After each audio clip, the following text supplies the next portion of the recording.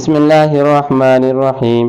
مفتی صاحب، میرا سوال ہے کہ میرے والدین فالج زدہ ہیں، کیا ان کی طرف سے میں عمرہ کر سکتا ہوں؟ جی ہاں بھائی، کر سکتے ہیں، بہت اچھا، بہتر۔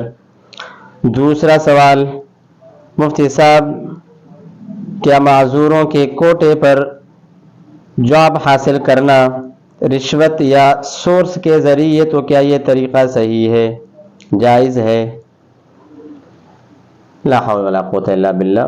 نہیں بھائی، معذوروں کے کوٹے پر جو ہے رشوت دے کر کے، پیسے دے کر کے جاب حاصل کرنا انتہائی مذموم اور ناجائز اور حرام طریقہ ہے، ایسا نہیں کرنا چاہیے۔ بہت بڑی نالائکی کی بات ہے کہ بیچارے معذور ہیں، ان کی حق تلفی اس طرح سے، یہ تو ایک قسم کا ظلم بھی ہے اور ناجائز عمل ہے، اس طرح نہیں کرنا چاہیے۔